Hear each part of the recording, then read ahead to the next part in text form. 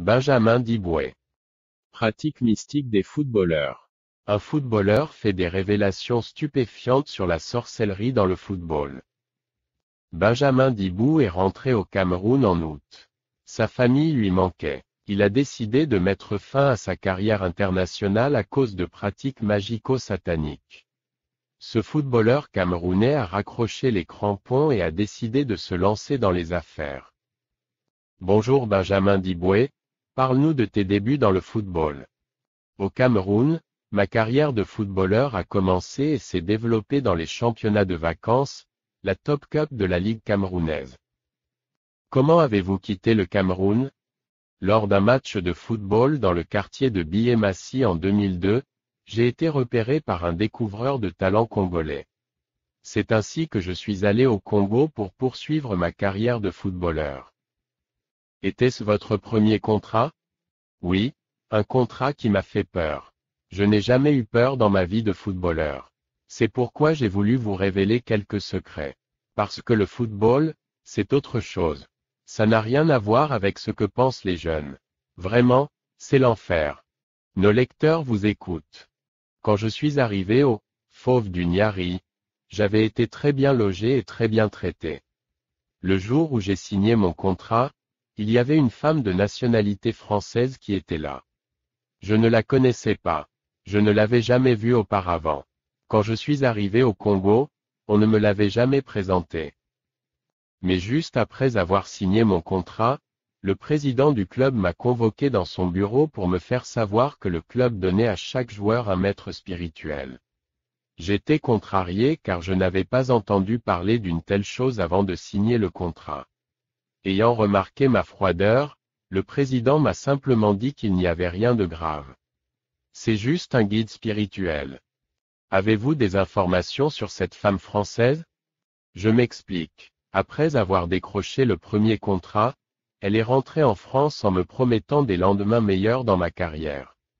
Je ne comprenais toujours rien et j'attendais de voir ce qui allait se passer. J'avais peur, et en même temps, je pensais à ma famille au Cameroun qui vivait dans la pauvreté. J'avais un bon salaire. Lorsque cette femme est revenue au Congo, elle m'a donné une chaîne que je devais porter. Cette chaîne fait paniquer mes adversaires. Une force étrange était en moi. J'avais remarqué que le plus souvent les joueurs de l'équipe adverse paniquaient lorsqu'ils étaient face à moi.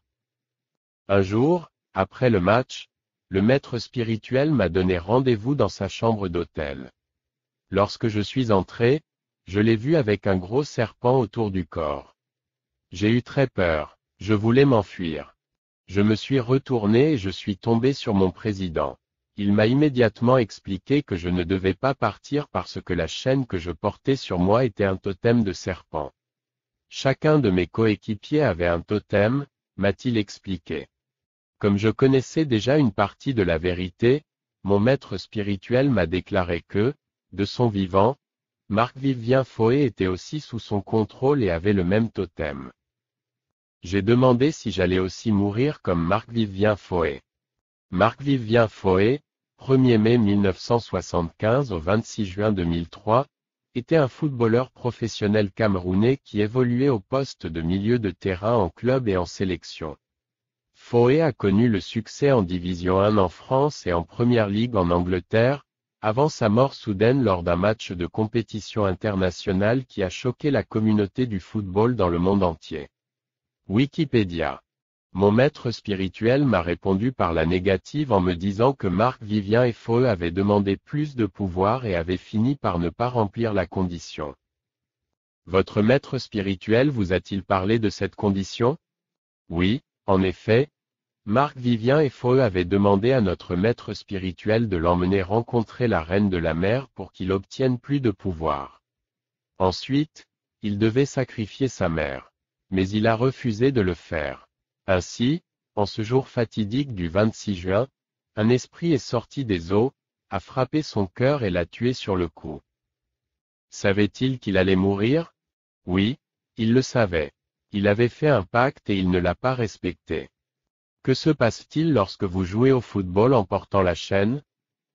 Pendant le match, lorsque j'avais le ballon, les joueurs de l'équipe adverse qui m'ont fait face ont vu le serpent au lieu du ballon. Cela dépend du totem. Si votre totem est le tigre, les joueurs de l'équipe adverse verront un tigre devant eux. C'est ça le football. On ne peut rien faire sans cela.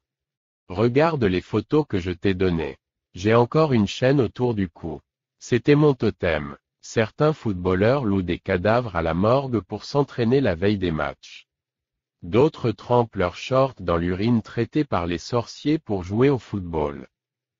Pourquoi avez-vous arrêté le football? Tout simplement parce que les conditions devenaient plus compliquées. Si je devais avoir un gros salaire, je devrais faire plus de sacrifices. Au Cameroun, on n'en est pas encore à porter des totems, parce que les présidents de clubs ne sont pas associés aux sectes européennes. Au Congo, de nombreux présidents de clubs sont des rosicruciens, des francs-maçons et des membres des grandes loges occidentales. C'est là qu'ils font venir des maîtres spirituels pour donner aux joueurs un totem qui peut être un serpent, un scorpion, un lion, un tigre. Un totem est toujours un animal effrayant. Toutes les stars du football ont un totem. Toutes. Comment le savez-vous?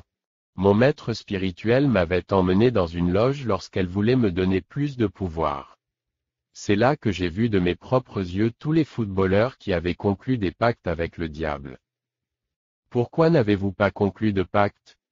Si je le faisais, je jouerais dans les plus grands clubs européens, je recevrais un gros salaire, mais en même temps, je devrais sacrifier les membres de ma famille dans des rituels de mort. Que pouvez-vous dire de l'équipe nationale du Cameroun? Oh, là-bas, c'est l'enfer. Le diable y règne en grand maître. Beaucoup de ces joueurs sont homosexuels, francs-maçons, rosicruciens. 4 joueurs de cette équipe ont tué des membres de leur famille. J'ai beaucoup d'amis footballeurs qui ont refusé de jouer dans l'équipe nationale. Les problèmes qui existent entre les joueurs viennent des loges, de l'homosexualité. Vous savez, j'ai toujours rêvé de jouer dans les grands clubs, même en équipe nationale. Mais ce que j'ai vu est horrible.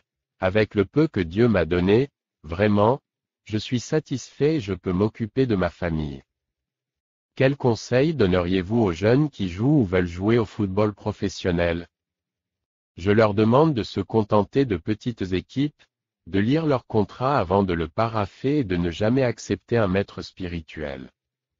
En ce qui concerne le maître spirituel, comment avez-vous réussi à vous séparer d'elle? Quand j'ai compris que la chaîne que je portais était un totem, je n'ai plus beaucoup joué. Et pour cela, l'entraîneur a commencé à me remplacer. En même temps, j'ai vu un exorciste et je lui ai révélé mon problème. C'est ainsi que je me suis débarrassé de cette chaîne maudite. Le mot de la fin. Je dis aux jeunes footballeurs de se méfier des pièges mortels du football. N'admirez pas les grandes célébrités et les stars du football. Je ne veux pas citer leurs noms.